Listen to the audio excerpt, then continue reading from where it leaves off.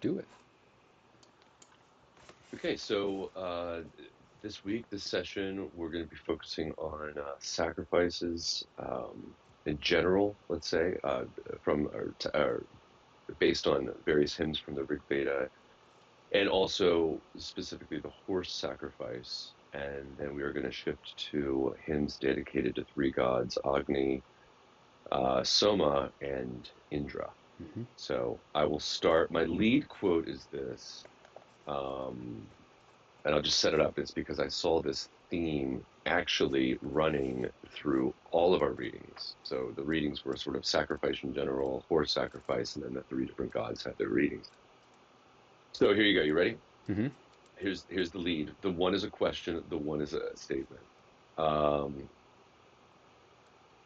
have I not drunk Soma? Okay, so that was a little refrain in one of the hymns. Have I not drunk Soma? And then the other one's related. O drop of Soma, flow for Indra, which seems appropriate since we're going to be talking about Soma and Indra. Yeah. And Soma comes up throughout all of the sacrificial. That's where I started noticing it as I Mm-hmm. started reading the early sections on sacrifice and the horse sacrifice. I was like, my God, I was like, Soma is coming up in every one of the hymns, Yeah. almost all of them ones in the sacrifice. Um, so we'll get into Soma later because Soma is not only a god but also a sacrificial beverage or Mm-hmm. drink. So I mean, without sounding redundant, so I'm sort of taking the lead on the sacrifice and the horse sacrifice with some discussion. Then Christian will shift and sort of introduce the three gods we read about, and then we'll discuss more of that. But this was so I don't want to be too overly redundant. These excerpts are hard to sort of get your teeth into. Um, when I was going into I was really excited about going into the sacrificial section because, given our earlier discussion about the importance of sacrifice, Mm-hmm. and it was either in the video or a side discussion with Christian, we were talking about sort of why is sacrifice so sort of fundamental to religions. Seemingly world religions have a form of sacrifice, even if isn't always animal sacrifice. Why is it ubiquitous? So I was excited, but I didn't really get the answer that I was hoping to get. Um, the readings, the excerpts in the sacrifice section talk about. Actually, I thought what was really interesting is they enter with speech. They have I think it's two excerpts in particular that talk about speech. So that's already making the brain think a little bit like why you know give me a definition of sacrifice or something, or give me like your rule book. But no, it starts with speech, sacred speech, and then it shifts into some other images. But what I what I what I did think, well, we can start with speech. No, actually, let me start with the purpose of sacrifice. That's what I wanted to start with. I think that's helpful. Mm-hmm. Sort of the purpose of sacrifice, and then we can hit some of the more details. And it seems like through a lot of the readings, although you have to search for it, it never says it explicitly, like this is what sacrifice is for. But it seems like the purpose of sacrifice, and these I did a little bit of research. This is like the fire sacrifice. So, excuse me. So Christian will get to Agni later, the god of fire. But fire is central to the Vedic sacrifices.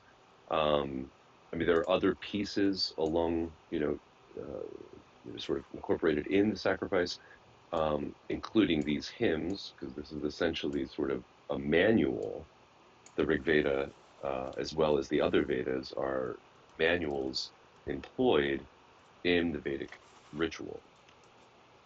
But it seems like, in my reading, it seems like fire is sort of central, actually, literally central in the layout of the sacrificial platform. And different things, of course, are being sacrificed. But as I was reading, it was like, well, what is sacrifice for? And what I got from the excerpts um, was that it's sort of interesting that sacrifice is one of the purposes of sacrifice is actually to maintain cosmic order, or I think the Sanskrit is Rita. So there's this order, and it comes up a lot. You might even remember in the reading a lot of capitalized order Mm-hmm. sort of popping up in the readings, which by the way is interesting, because that's not at all the purpose of sacrifice, let's say within the Christian tradition, right? Right. Sort of circuit, the purpose of sacrifice in the Christian tradition was, not even really. I mean, it's slightly appeasing God, but really actually to make up for sin, either corporate or personal sin, right? You've got this debt now to God, and sin could also be like turning away from God, stuff like Mm-hmm. that. So the sacrifice is ultimately, I mean, the sacrifice is a bridging, but it's really a, I'm sorry, bridging, creating a bridge between God and man, but it's also the focus is on sin, right? Either as a group or as an individual. Here, that's not really the case. Um, the focus is on cosmic order, and what I'm getting about that is sort of like the whole system of the universe operating in a in its particular intended purpose and with harmony. Mm-hmm. So that's part of like when I'm sacrificing, I'm ensuring that. And I think there's actually, an example with the Egyptian priests who would do the same thing. I think there was this one anecdote about there was either a priest or a group of priests that had to constantly either be observing to and or praying to the sun in order to keep the sun in orbit, or, well, from their perspective, in orbit, right? So, don't close your eyes, don't turn away, don't fall asleep. You might Mm-hmm. lose the sun kind of approach. So that it has that sort of sense. But then, so that's cosmic or macro, and then micro is a lot of its provisions. A full, successful harvest. Plenty of cows or racehorses, wealth, long life. So it's sort of that's sort of my general take on what I was able to sort of pick up in terms of like purpose of sacrifice.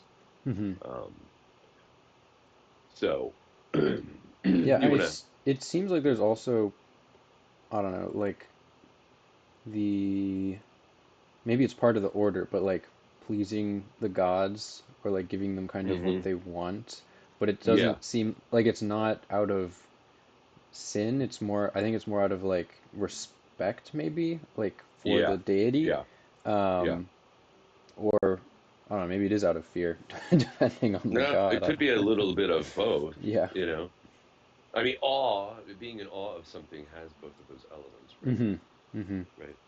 Um, either respecting the that powers that be, and at the same time, oh my gosh, they engender fear. You know, um, so yeah. I Now to go to speech, because we've got the first two excerpts from that. And by the way, I'm because we have so much to cover, Christian, I'm not planning on covering every No. excerpt. Yeah. There were just some that I didn't think really lent themselves to a 1 hour discussion. Yeah. Um, what I thought was interesting I thought it was interesting that they started with speech.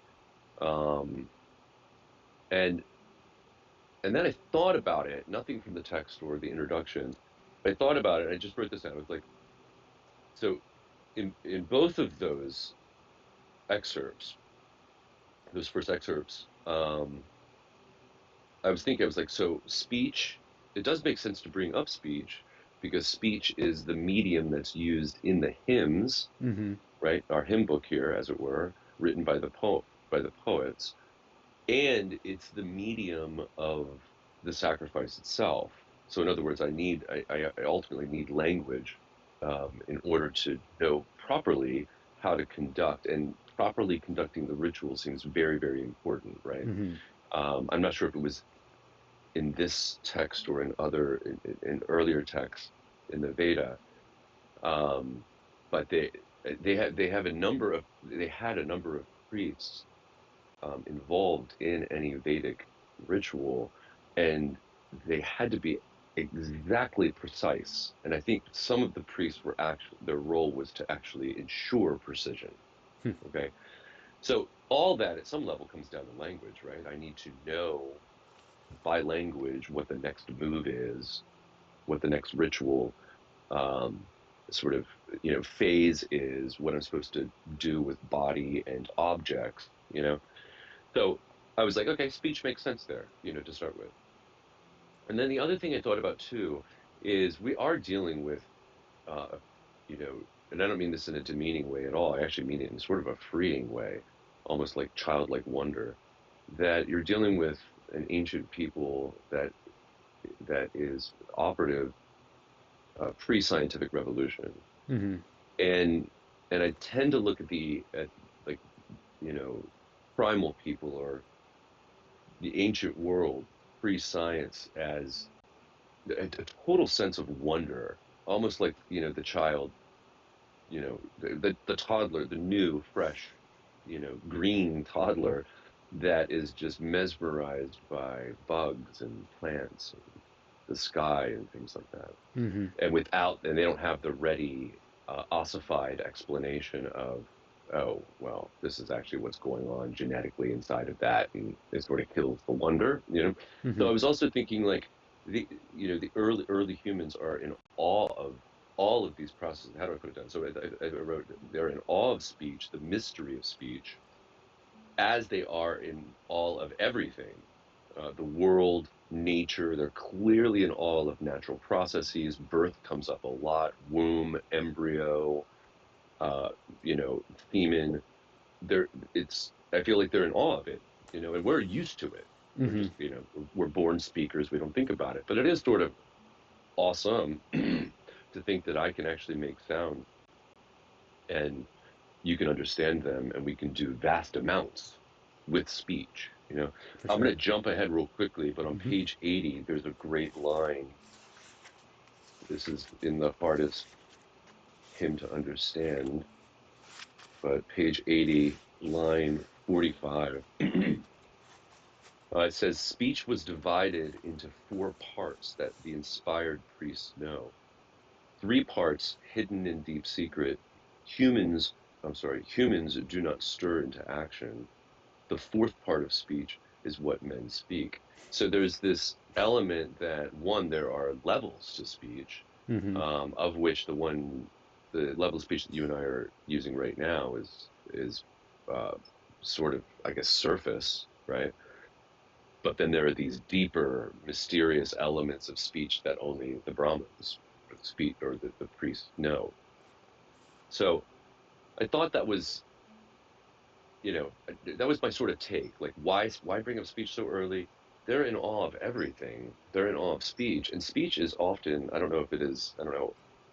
I don't know if you can. I'm sorry. I don't know if you can capitalize in Sanskrit, but it's often capitalized too in these sections, which is therefore speech being personified.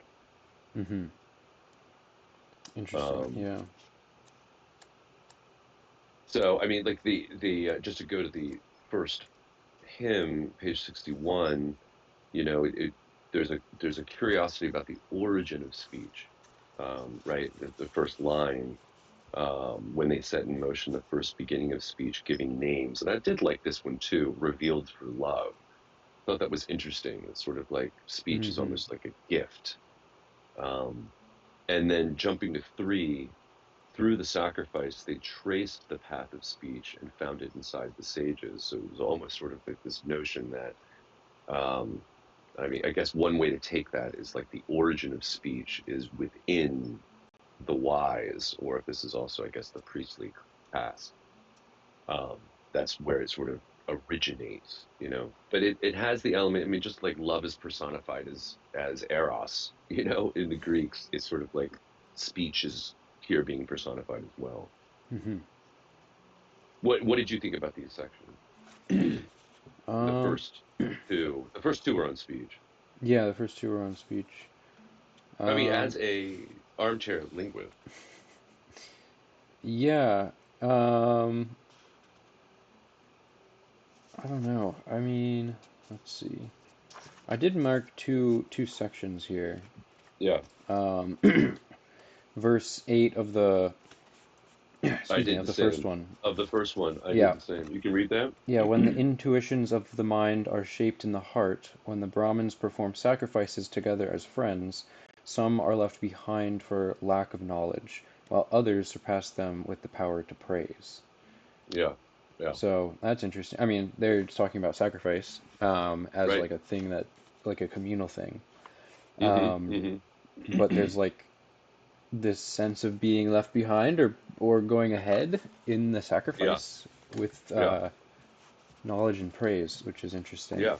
Yeah. No But I doubt. guess And also, go I was gonna say, I guess speech kind of, I don't know, speech is kind of linked to both of those things, like knowledge on. and praise, because knowledge is, or I guess knowledge is transferred through speech, and then praise is how, Right. like, is using speech in kind of like Yeah. the If you know sacrificial something, way. Yeah. you should be able to articulate it. Hmm. Right. Right. And then praise is obviously, the speech is obviously the medium for praise. Um, so, and I think this goes back to sort of what I was saying about the hymns. These are all hymns that are actually being recited at different points on different occasions of the Vedic ritual. Hmm. So we go, so the hymn itself is sort of going back to that, and therefore, like the hymn itself a is sacred speech, right?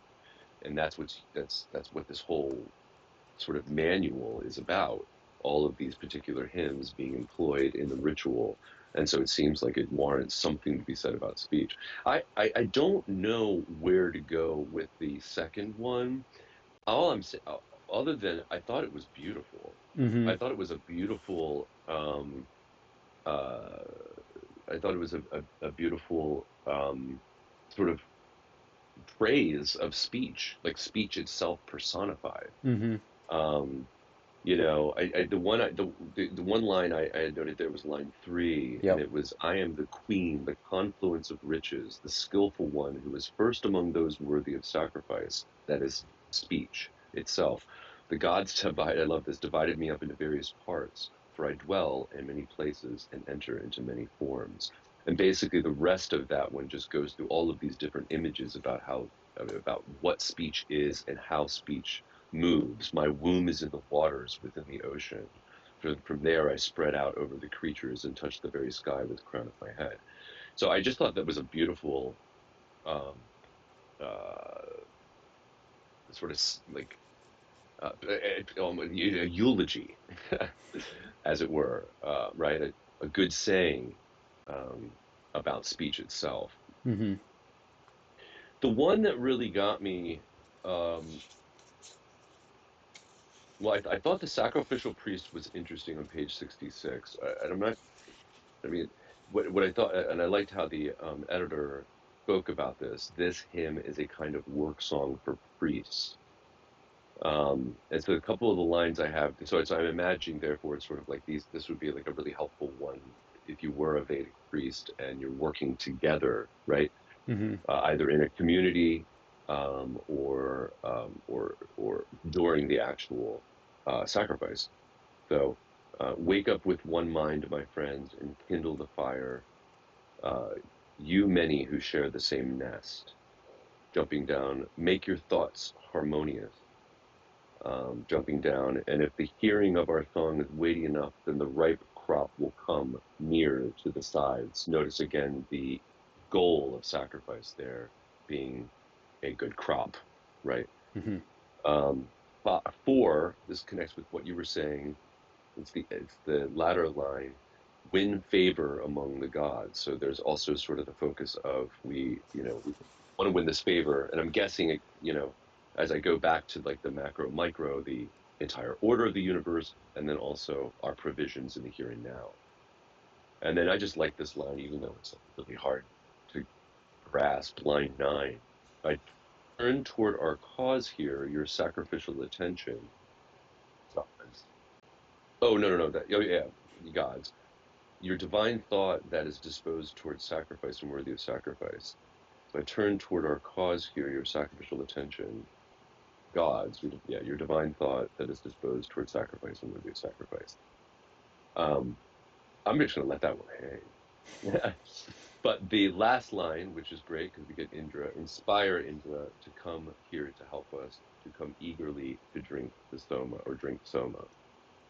So I thought that was an interesting one in terms of like um, sort of a a hymn that's sort of focused on the action of the priests themselves, right? Hmm. And also, I guess the intentionality they should have, the proper intentionality they should have as they go into the sacrifice or as they work together. Hmm. Um, Sure. the other one I really liked in this section was faith. Yeah, nice short word. um, yeah, one, I thought it was interesting for faith to pop up. I'm actually The curious what the word. actual yeah, Hmm. Sanskrit is, because faith is like so big within the Judeo-Christian tradition religion. So it was interesting to hear like sort of faith pop up in the Hindu or pre-Hindu Vedic tradition. But yeah, I mean, you get a couple of elements here. Like with faith, the fire is kindled. Fire being an important piece of the sacrifice, but also being used metaphorically here, or maybe literally. With faith, the oblation is offered up. Here's speech again. With speech, I testify to faith upon the head of happiness. Faith, make this that I have said dear to the man who gives dear to the man who wishes to give dear, O faith, among lavish sacrifices. As the gods establish faith among the formidable asuras, those are enemies of the gods, so establish what we have said among lavish sacrifices. And I like it at the last line. We call to faith at morning, to faith near midday, to faith when the sun sinks down. Faith, establish faith in us, which sounds like faith is being, again, maybe personified, the first word there. Hmm. Yeah. Hmm. So, um, I don't know. I liked reading that. Um, I don't know, just seeing the word faith, it just seems so Christian, so evangelical, and so it was funny to like, or interesting to see um, that word at play um, Yeah, it's in interesting a very ancient religion. for the footnote on as the gods established faith among the formidable asuras, where the asuras are the enemies of the gods. It mentions for the way in which the gods establish faith in the gods in the demons, Yeah, um, which is not, I don't know, it's like the faith right. is among the deities. Um, Yeah, yeah, almost like it's like uh, a fundamental like action or commitment that not just yeah. among practitioners, humans, Hmm. but even divine, Hmm. And it might actually, I mean, we can't do it here, but it might actually be interesting to tease out that Sanskrit word. Yeah.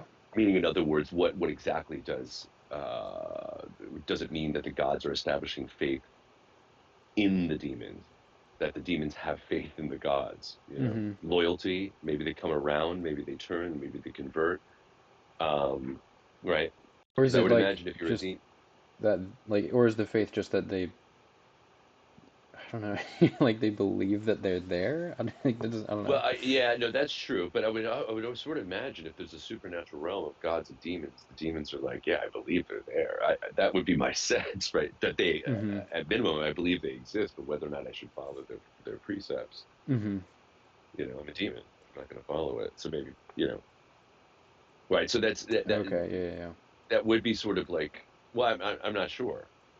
No, Um, I guess like if the gods are establishing faith among the formidable asuras, the enemies of the gods, not perhaps not yet demons, but like they're trying. Yeah, I guess it would be like they're trying to get the asuras to be committed be to them, committed, or yeah. you know, Hmm. to follow, be loyal, to change their demonic ways, as it were.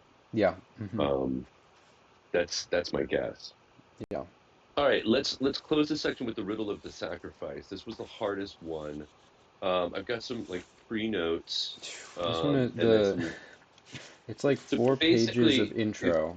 Just. yeah, so basically, if you ever get this book, O Reader, and you get to page 71, and that's what the title looks like there.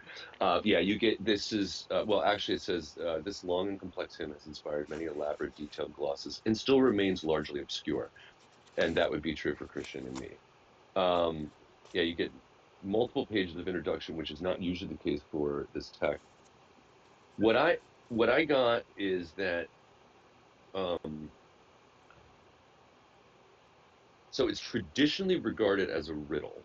Okay, it asks questions throughout, which we've brought up before in our last Rig Veda discussion that we actually sort of liked in the creation story. It was not like this is dogmatically true. It was like Yeah. the poet wondering, and Hmm. questioning. And the reader is asked to solve the questions. Okay. A central theme is that, and this just comes from the introduction, that the poet's I'm sorry, the poet has uncertainty about his knowledge, which, by the way, the reader feels as well, and that his joy, oh, and also, sorry, is uncertain about his joy in experiencing an enlightening vision. Okay. I'm not going to go through all the numbers, but numbers are really important in this section. Okay. In fact, you could probably say all numbers. All right. Threes, sixes, 12s, fives, tens, sevens, one and two. Okay. So we get cosmology, you get metaphysics, you get epistemology, you get mystery of existence, etc. So with that said, hold on, my notes. Yeah. With that said, um, I just wanted to look at some lines. So let's put it this way: neither of us have solved the Steven, he's in riddle, the basement. as it were. Um, Oh yeah. One important thing to note is that now this is later in the text, but it's line 46 is the classic line that truth is one, sages call it by many names, actually derives from this hymn. So that's a classic line. The truth is one, but sages call it by many names. It's Mm. sort of like the elephant. It's like the image of the elephant. One priest is holding the tail, one is holding the trunk, one is touching the side of the elephant, one is touching the legs, and each of them is saying the elephant is tail, the elephant is leg, the elephant is trunk, the elephant is large wall, whatever, Mm-hmm. which is basically a metaphor for religions as it deals with God, right? Mm-hmm. We're all saying it's this, it's Jesus, it's Allah, it's Shiva, it's Abraham, whatever, but guess what? We're all touching the same thing. So that line, "The truth is one, sages call it by many names," is derives from this. And by the way, it's line 46. Only it's a variation of it. Mm-hmm. So they call it Indra, Mitra, Varuna, Agni, and it is the heavenly bird that flies. The wise speak of what is one in many ways, and then they call it Agni, Yama, and Matarishvan. So that classic line comes from that, which is sort of an interesting key to get into the riddle a bit, right? Mm-hmm. In part because it comes from the end, and maybe there is a little bit of a key there. Yeah, I was wondering The so about that yeah. because, excuse me, it's right after the verse that you'd brought up on speech being divided into four Hmm. parts, and then they Yeah, talk about those four deities, gods. and so it's Deities. like, is are they talking about speech? Are they distinct ideas, or is that like the same idea? Yeah. Like, No, no. I are Indra, Mitra, Varuna, and Agni like the four parts of speech? Yeah. No, that would be interesting. That I mean, I didn't pick that up at first. You know. Mm-hmm. I mean, and then you've got then you get a shift though. At the last line, you get only three gods. True. And they're not Um, all in the list of the four. same. Yeah. Yeah, Agni's there, but Mm-hmm. then we've got the other two. Yama, we know, the god of death. But no, Yeah. that is interesting because it's right after, right? It's like speech was Yeah. divided into four parts, etc., etc. They call it God, God, God, God, right? Yeah. Um, so yeah, no, that would also be interesting in terms of sort of seeing speech either personified or deified, right? Literally deified Mm-hmm. if those two parts are connected. A couple of things that I got. So the wheel image comes up in this hymn, and the wheel also is. connected to chakra, and that might actually be the Sanskrit. So the wheel is equivalent apparently to a year. Okay. The 12 spokes in the wheel, the 12 months. Okay. And then the naves are seasons. Okay. Um, so apparently there are some ways to interpret various parts of the sorry of the riddle. Birds come up. A lot of different animals come up in this, but the birds come up, and I actually thought what was really interesting. Line 20 is a precursor of one of the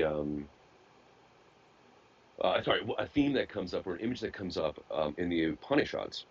Mm-hmm. And so, verse 20, two birds, friends joined together, clutch the same tree. One of them eats the sweet fruit, the other looks on without eating. And so, it might actually be almost a literal um, reference. But you remember that, right? In the Upanishads, the two birds. Yeah, a little bit. I don't remember this Yeah, exact, the eating and the looking off though. yeah. I'm not sure if maybe off screen we can go back Mm-hmm. and look up that Upanishad because I'm not remembering all Oh, the interesting. Upanishads. Um, did you find it? Well, no, I'm just looking at the cliff Oh, note for that, yeah, for verse 20. On the tree of knowledge and immortality, some eat and some cannot. yeah, Interesting that they use yeah, the word cannot as well. yeah. Interesting. Yeah.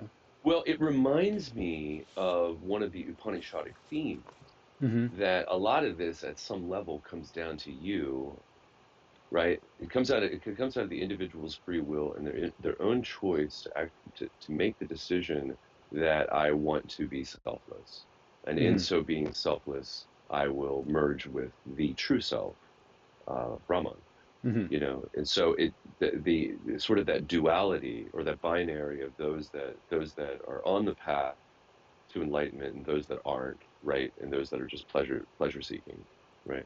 I'm not sure who's the good one here. Probably, well, eats the sweet Is fruit. the The other sweet one looks fruit on like? without eating. Yes, I'm not sure, right? Is the sweet fruit Brahman or is the sweet fruit pleasure, But it is the right? tree.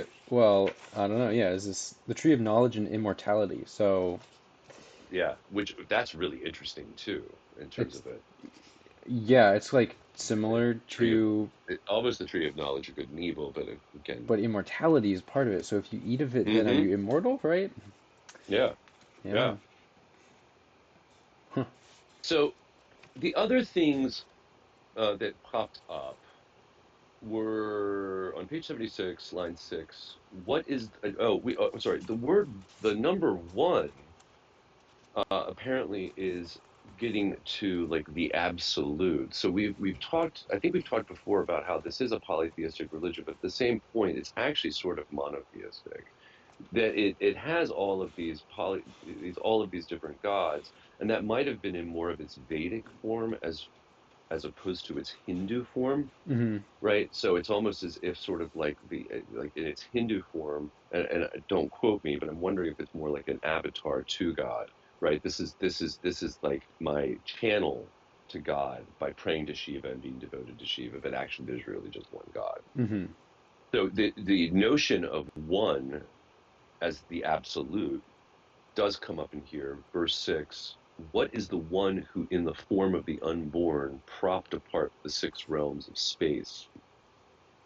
And the one pops up as well as Agni and others throughout the hymn, as well as the word order as well. Yeah, Well, the I'm order. sorry, we saw the reference of one obviously in the line 46, right?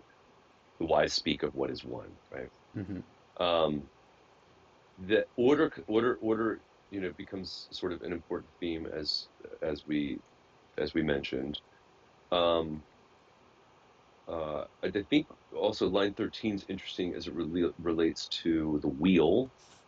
And I guess maybe, well, actually, I'm sorry, they actually refer to it as the wheel of order in line 11. So the 12 spoked wheel of order rolls around and around the sky and never ages. Mm. Jumping to 13, all worlds rest.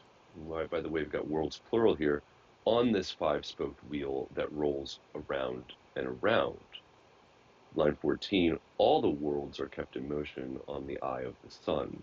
So I'm not sure if worlds in this, from the perspective of the Vedic poet, is like planets that they see, Mm-hmm. right? Because astrology becomes very important within the Hindu religion. I'm not sure at this point, but at some point. Or if it's literally separate universes, or if it's because there's a notion of heaven, which we'll get into the horse sacrifice, the Right. notion of heaven, Also, I was wondering whether or not there are hints at Om. If you look at 39 and 42, 39 says an Om being an important sound, a sacred Mm-hmm. sound in the Upanishads, which we discussed. Oh, The yeah. undying syllable of the song is the final abode where all the gods have taken their seat. What can one who does not know this do with the song? Only those who know it sit together here. The undying syllable, right? Mm-hmm. Mm-hmm. And then 42, the quarters of the sky live on the oceans and flow out of her in all directions. The whole universe exists through the undying syllable that flows from her. So I was just, we don't get Om in in the yet anyway, sort of as a Vedic um, sound of importance. But I was wondering whether or not those are little hints here and there.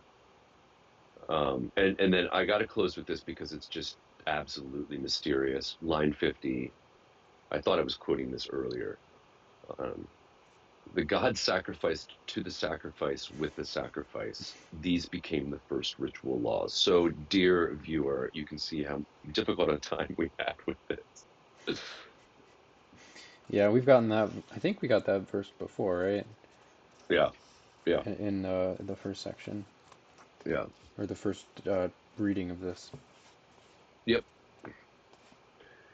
Um, to uh, to sort of streamline things, Mm-hmm. I'm going to just uh, I'm going to summarize a bit about the horse sacrifice. Okay. Does that work? Yeah. There were three readings on the horse sacrifice. Um, Basically, the first reading dealt with the origin of the horse. So the horse. There are many animals within the Vedic religion that are hugely important.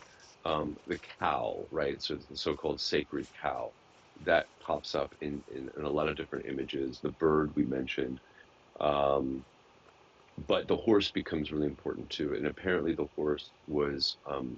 Uh, I'm sorry. I'm not sure if all horses were race horses. Okay, but some were race horses. Okay, in sort of the traditional sense that we have. Um, so they describe the origin of the horse. The origin of the horse is divine. The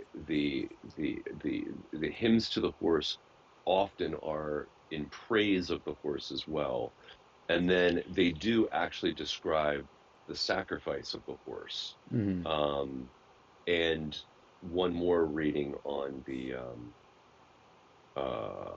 it's basically a hymn of farewell to a horse that has been sacrificed. I thought what was interesting is, I mean, there are some, hold on real quickly. I guess I just do need a reference. Line 12 on page 88. The racehorses come to the slaughter, pondering with his heart turned to the gods. The goat, his kin, is led in front. Behind comes the poets, the singers. So that gives you a nice image of actually the sacrifice at play. There's a goat as well. The swift runner has come to the highest dwelling place. To his father and mother, may he go to the gods today and be most welcome, and then ask for the things that the worshiper wishes for. In the sacrifice of the horse, page 89, we proclaim the assembly of the heroic deeds of the racehorse, who was born of the gods. Um, so I thought what was an interesting sort of piece about this too, for all people who wonder what happens when their pet dies. It sounds like there's a heaven, there's a heaven to be found. The last reading, um, the last reading. Well, actually, I'm not sure if it's the last reading or not. Oh yeah, the last reading is deals with how the horse travels to heaven in a new body, which totally made me think of the Christian notion of dying and then having a new body in heaven. Mm-hmm. Mm-hmm. Um, so the the line 3 on 94, he says, "Go happily to the mares." So he's saying this to the racehorse, or you are victorious racehorse. Go happily to the mares who long for you. Go happily to fame in heaven. Go happily to the first orders and truths. Go happily to the gods. Go happily to your flight. So I thought it was interesting to see, like, okay, you know, it's not so, um, uh, anthropocentric that it's just humans, that have this divine bliss that awaits them. By God, so does the racehorse, Mm-hmm. Mm-hmm. at least. So. Yeah. So yeah, it's sort of like just quick takeaways, very interesting pieces on sacrifice. Um, the role of speech, as we talked about. Um, um, these different little bits and pieces that we were talking about, like the function of Om. Is that the case? And then the import of the horse. So it's interesting that the horse was sort of seen as sort of like a sacred animal, which obviously it's a grand animal, to behold. Um, and it'll be interesting. I should do some side research on whether or not the horse was sacrificed in any other religion. So, Yeah. Hmm. because it's not the usual sacrificial victim you think about, No, because horses are right? so prized, I feel like. Yeah. All right. Yeah. In, Yeah. in the Judeo-Christian, it's the lamb. Yeah, and also There's horses other animals, but don't really like horses are usually kept for their work capabilities, yeah, whereas other animals provide some sort of other benefit, like cows with milk and yeah, even sheep with wool, right? Where it's like it has a yeah. use, and so Hmm. by getting, or I mean, I guess other animals with you'd butcher them to eat them, right? And so it's like Yeah, giving your best of the crop, right? Whereas like with the yeah, horse, I don't know if people usually ate horses, and they were yeah. usually It seems work, like they you do know. here Yeah. because they talk about roasting the meat, and it at least intimates Mm-hmm. that it would be consumed. Yeah, interesting. And actually, what's interesting about the horse sacrifice section as well is also going back to this whole idea of like getting it right, getting the ritual right, because they even have to divide the ribs up Mm-hmm. appropriately. So it's all of these. I think that's one thing that's very interesting about ritual is sort of and even within the Catholic context, when it comes to the Old Mass, the Latin Mass, not so much the Novus Ordo one, is that I mean, it's like everything is scripted Mm-hmm. down, to the second, as it were. And that is very interesting. It makes sense though, because you're doing this ritual. This is not like, as we talked at your place when I was there last, out by the fire, we were talking about sort of rituals. Like, so this is not like a mundane ritual. If I get up, I make my coffee, I Yeah. read my paper, right? That is a ritual, but because religious rituals um, are ultimately focused on a divine being, the origin of all that is, there is this element of I need to make sure this is done with precision and it's not sloppy. It has a proper order, and all that in some way shows honor to the recipient. Mm-hmm. The idea that just came to mind is like fine dining. The recipient is the guest, right? And therefore all of the procedures in terms of, like, may I take your coat, and where are you sitting, or showing you the seat, showing you the menu, getting you whatever you want, all of those little steps in place Mm-hmm. Mm-hmm. make sense because they honor the recipient. You know, so Interesting. it's Yeah. it's interesting that element, and especially you and I, we didn't grow up in with a ritualistic liturgy. So I'm sorry, in the evangelical tradition, so we're not, it's sort of foreign, you know, Hmm. but I know it through the Latin math, somewhat the Catholic math today, the modern one, and then I know it through, and then we know it through this. Hmm. It's it's there's uh, I guess it bespeaks care. I want to show care with everything that I'm doing, um, etc. So I'm sorry, Agni, Soma, Indra. You can take this however you want. We can Yeah, even just have a discussion, unless you want to point out texts and stuff like sure. that. Yeah. Yeah, and is it? I feel like it's Agni, but is it Agni? Because Agni, okay, maybe it I is. Go with it. I think it No, is you know because better than I. I think I grew up in Armistead Gardens. I say things wrong. I think most of the vowels that are pronounced long have a dot under them, at least in Okay, this okay. text. And So also Agni, Agni. Okay. that's how it's pronounced in. I don't think they would butcher it, but maybe they would. But Yeah. in the film Avatar: The Last Airbender, which is, Oh, there you you know, go. There you go. No, no, it no. That's uses the fair. god Agni Yeah, in their that world, that's which is cool. legit. That is Um, a legitimate connection. well, it's really cool because that I don't know, that series pulls from different traditions, and so That's like cool. the Fire Nation, their god is Agni, Right. and so that Right. ties That's into awesome. into this. That's But awesome. yeah, So Agni basically, Soma, what you're mhm, saying. What's the show again? Avatar: The Last Airbender. So basically, you didn't do any of the reading, and you're just referencing the show for this segment of the video. No, not I'm joking. quite. Um, but yeah, Agni, Soma, and Indra are like, I was reading on Wikipedia at least that they're like the three most prominent gods in the Vedas. Even Yes. though I think was it last time we talked about the other two gods are like they're not as mentioned as often, but they're still pretty important. The god of was it the god of death, Oh, Shiva and Yama. Yama and Well, yeah, yeah, yeah. that's destruction, right? Right. Yeah, it was those three. It was Yama, Shiva, and Yeah. can't remember the other one. I don't know where my notes are on that one. But Oh, anyways, Vishnu. oh Vishnu. Vishnu. Okay, Yama, Shiva, Because no, and no, no, Vishnu. no, it wasn't Yama. It wasn't Yama. It Wasn't was Yama? no, it was oh, come on. Shiva Shiva the destroys Destroyer. uh did I say Vishnu? I think it's Vishnu maintains. Mm-hmm. Gosh, who is the creator overseer? It's not Indra, because Indra loses status, which by the way is really interesting. Indra's Indra is massive for really Vedic interesting and character. then loses interest, or the interest is lost, devotion is lost in Hindu, Mm-hmm. Hindu being later.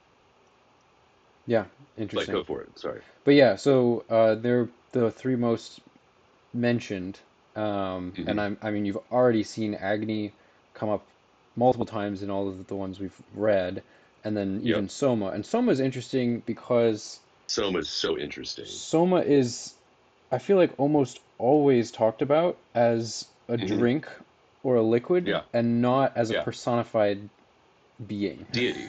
which Yeah. is which Yeah. just has is weird when you compare it to like Agni and Indra, who are very personified, like they have a personality, they have kind of things that they do.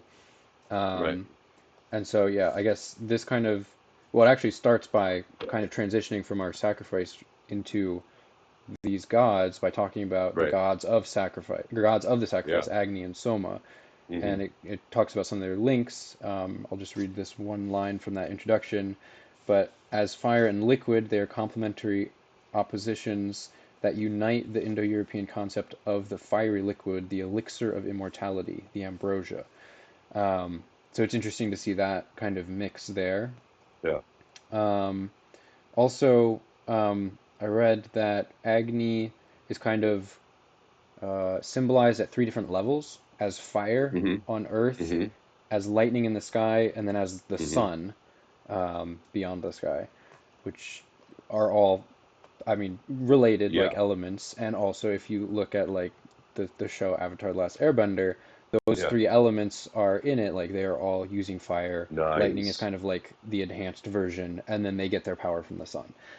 Hmm. So you'll see things like And that. so it's actually interesting that Agni is also lightning, Yeah. because when we get to Indra, who by the way sounds a Mm-hmm. lot like Zeus, Mm-hmm. Okay, because Indra, one of his tools is the lightning bolt. So it's sort of Yeah, interesting in terms. I'm not sure if there's just a disconnect and well, there's no meaning, but it is interesting. And like, is it the case that Indra is sort of uh, like superior in that I sense? You know what I'm saying? maybe I think in the verse where it mentioned that, like, people prepared the lightning bolt for him, so it wasn't like Yeah, his lightning bolt, right? yeah, But he yeah, yeah. used it Fair. to kill uh I'd have to Vitra, Vitra? Yeah. Vitra, Vitra, Vitra the who's the dragon. serpent, yeah, the dragon. Yeah, the Um shoulderless serpent slash dragon. yeah. hmm He's either. Okay. Um but yeah, I Or both, guess sorry. Agni's kind of, well, thing that's interesting is there is a sun god, but then Agni's Yeah, also portrayed as the sun. So it's like right. they're different things, but they're the Yeah. same thing. And then I think, was it Agni is portrayed as a horse He's a mediator and a too. yeah. So Oh, he Agni might. Agni He's a mediator between the gods and the humans, yeah. which was So very Promethean, right? hmm you pray Prometheus was to the same Agni, stealing. Yeah, and Agni will pray to the gods, or you yeah. sacrifice to Agni or Agni will like do things on behalf of the people for the Well, gods. what's really interesting about Agni too is exactly. So the mediator between the gods will do things on behalf of the. I'm sorry, gods and humans will do things hmm on behalf of the humans, like is interested in the humans, wants to help out the humans. Yeah. And it's funny because Prometheus, while Prometheus is not fire, hmm Prometheus steals fire from Right. the gods hmm and gives it to man, and is also sort of mediator, between them. And he ends up getting punished for it. But hmm that's another interesting sort of, connection Yeah. that you've got, as it were, an archetype of a fire bringer, let's say just at minimum, a hmm fire bringer in the in ancient Greece, and then way, way, way far away in the Indus Valley region. Yeah. It's pretty wild. Interesting. Yeah. You know, I mean, fire's but I like too important how cultural. Agni disappears. There's a hiding element, which the way Oh yeah. he's hiding every now and then. Which is interesting because the image I had is that when he is in sun mode, hmm the sun does hide, right? Yeah. The sun does hide, and then it needs to be brought back, hmm you know. And I just sort of, again, sort of going back to the personification of all that is around us. hmm I thought really a beautiful image, Yeah. a god that is hiding. Yeah. But also, too, the fire, as I mentioned, is central in the Vedic ritual. hmm So Oh yeah. that I think the fires are always burning, as it were, in the rituals. I don't think it's sort of like, hey, today is fire day. Right. I think that you have the ritual, you have the fire, and so it makes sense that that fire would be divine. hmm Yeah, and Right? I think And you I need feel to like nurture it, and yeah, fire is like used in almost, I would say, probably every religion. Like, I don't know one yeah, that doesn't yeah, use it either yeah. in a sacrificial element or like Ornamental honoring like with like, candles. yeah, with candles. Yeah, It's just yeah. always there, In and it. the old Latin mass, well, candles are big for Catholics anyway, right? I mean, just like you'll have candles on the side of the church where people will pay a little bit of money, light a candle, and that candle is ultimately sort of either usually representing someone that's deceased. And then when someone prays at those candles, you're praying for the dead, as it were, hmm and those specific dead. But then also you have, and I love it. You have incense, and so hmm the whole altar is incensed. The gospel before it's read is incense. hmm You've got fire, as it were, certainly smoke in that context. Yeah. Greek Orthodox too, big on incense. hmm Yeah. So there's that. So Um, you also get some interesting, I don't know, plot story elements with Agni. I think yeah, you have yeah. the birth of Agni. He has two mothers. Um, Right. although oh yeah, The young mother secretly keeps the boy tightly swathed and does not give him to the father. He's kept from his father, Mm. which is interesting. So that Um, wait, that's this is uh, Agni. Yeah, so Indra that's also Agni. has a That's birth not story. They Indra. both have a Okay, birth story, although Indra's is a which bit is Zeus like? different. Yeah. Okay. Indra's refuses to be born the normal way and tries to exit Yeah. through his mother's side, and Okay. and with that, apparently that's common in a lot of old writings. That like to Wow. be the hero, you would I don't know, like the hero character would try to exit, be birthed from Right. his mother's side, and that could Yeah. result Yeah. in her dying. In this case, it does Right. not. Yeah. Um, so Indra's kind of starts from the beginning that Indra's different, You're like right. trying to be You knows. different. Yes. Exactly. He's going to be heroic. He's going to hmm be Heroic. right. I don't know. But Indra ends up taking down his father, which is also like Yes. Zeus and not Cronus, but whoever Zeus's father was. Maybe it was Cronus. No. But ends up right. The mother hides Zeus away, and then is the father's eating up all the other gods, and then hides Zeus away, and then Zeus ultimately overthrows his father. hmm So very similar to the Indra story. Yeah. Um, which is interesting. And then Indra is always seeking out Soma. Yes, Always Indra drinking the is Soma. yes, always is even defined as the Soma drinker. Now, it Yeah. should be said about Soma. So we had mentioned this at the beginning of the video that Soma was. So actually, they don't really know what the plant was. Okay. I did a little digging, but they know that it's ultimately from the stalk of the plant that was pressed. hmm So they even talk about there's a lot of language about pressing the soma, Yep, with the that's stalks and getting the the soma poles. juices, right? hmm Yeah, it's like mortar and pestle kind of hmm thing. In fact, I think there's a penis imagery at one point that Yep. it actually was very explicit. It was like, you know, and stick your penis in it. And I was like, whoa. And then thankfully there was a footnote. And that was an image of the mortar and pestle, hmm according to the editor. So soma's like goes throughout. So it is some type of liquid, which, as you mentioned before, has the sound of, or has almost sounds like ambrosia in the sense that it's ambrosia was for the Greek gods a elixir of immortality, right? hmm I drink this, I continue. So, but also it seems like in the real world there was some type of either hallucinogenic Yep. or or or what's the word because it drives someone into battle. hmm In Indra's case, it made me think that maybe it was a oh gosh, what's the class of drugs? A Stimulant? no, yeah, No. stimulant. Okay. I was wondering whether or not it was a stimulant as well, hmm or at times. So Soma is like massive in that regard, right? It's this Yeah. drink that the priest can drink. It's this drink that the gods drink, Indra in particular, and it enables you to, I don't know, either have visions and or go into battle without fear. hmm You know, Yeah, and I think it was a really expensive drink too. I think it was mentioned yeah, huh, um, in, I want to say it was mentioned in the Soma section that it was talking about like it was just really expensive. Like it's not just yeah. something that is common Hmm. um, that you can just find.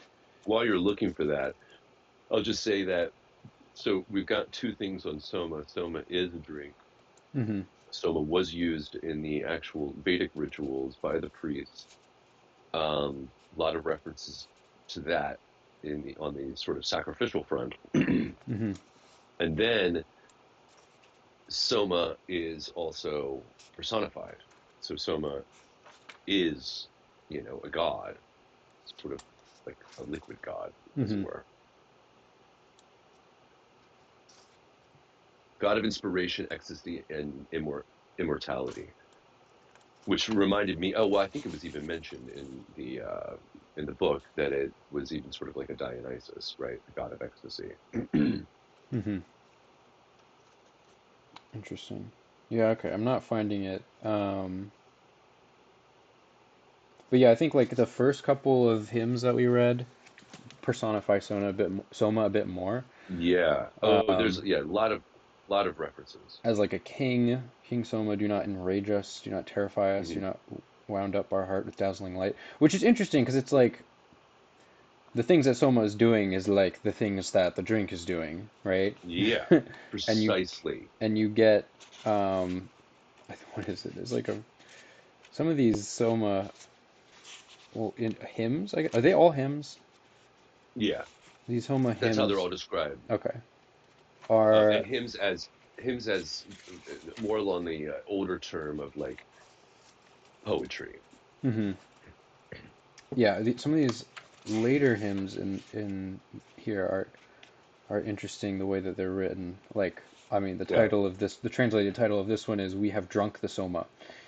yeah, yeah, And it's a lot of phrases of like, when we have drunk you, oh drop of Soma, be good to our heart, kind as a father to his son, thoughtful as a friend to a friend, far famed Soma, stretch out our life span so that we may live. And it's yeah. like all these things that they're trying to like be empowered That one I have by it. underlined throughout, Yeah, there's that page one, and then there's 134. also the Soma drinker praises himself, Yes, which I yes. wonder if this is a slight reference to Indra.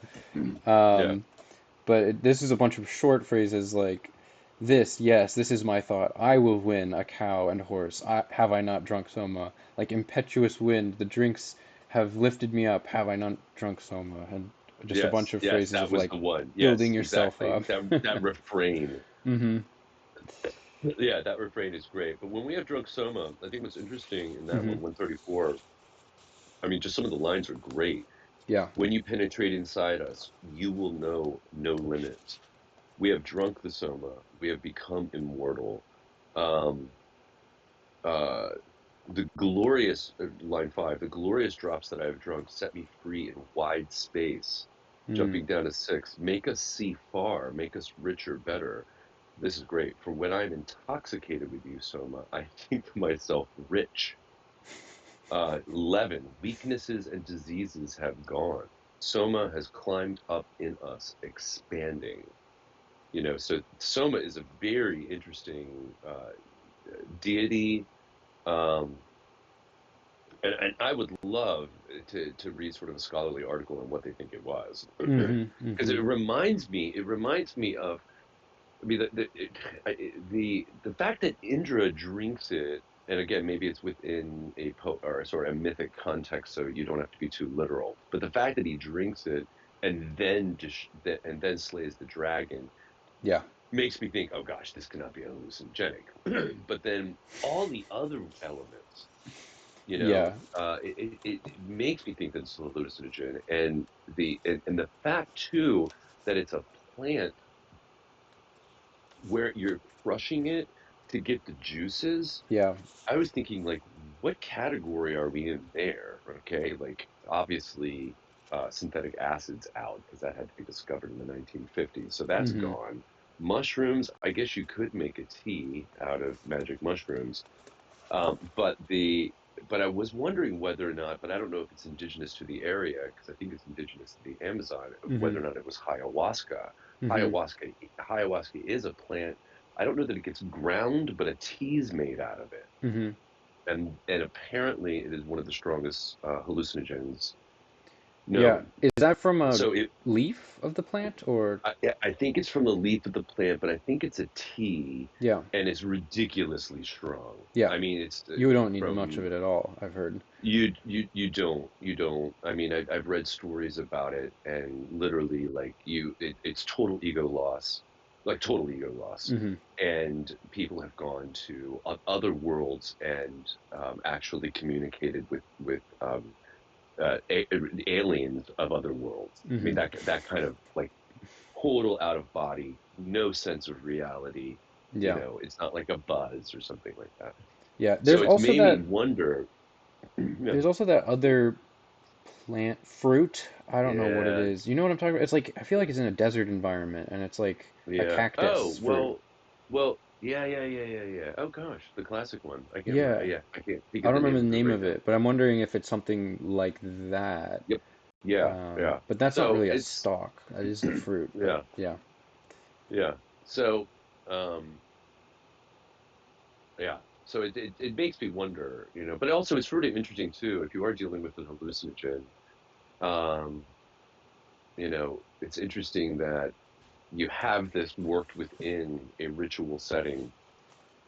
And this would be actually maybe no different than sort of like Native American shamans or primal peoples, discovering hallucinogens and using them within a ritualistic context. Mm-hmm. But it's Yeah. interesting. You just wouldn't find this in church, temple, synagogue today, right? No. Yeah. So it's you know, and whatever that plant was, again, going back to this element of awe, like being in awe of all of it, Mm-hmm. um, that you could see whatever that plant was, right? If you already have that disposition to be in awe of everything, whatever that plant was, you were even pushed further to see the awe of it. You probably were seeing Indra, you know, Yeah. and the other gods. Yeah. So, uh, just Christian, for sake of time, Yeah, I think or do you have? Yeah, I don't yeah, want I to. don't think I have too much else to It, mention. I will say, dear viewer, the sections on the gods were very, very interesting. They were much more So, readable, I would with, say, yeah, too. much more readable. And again, just that would be the sections on, in order, Agni, am I saying it right? Yeah. Mm-hmm. Agni, Soma, and Indra. Just Mm-hmm. very, very interesting, almost and readable in the sense that we find like the Greek myths readable, Yeah. interesting stories, Yeah. interesting characterizations, etc. So Yeah. They're a bit uh, less riddled and cryptic than the sacrifice yeah, the ones. Yeah. sacrifice section was a bit chewy. Mm-hmm. So next week we'll get into more gods. Yeah. I believe so. I think the storm gods, right? Next The week we'll get gods into of the the storm storm. gods, solar gods, and sky and earth. All right. So we will see you when we cover those. All right. Om Om Shanti Shanti Shanti Shanti Shanti. Shanti. Till next time. All right.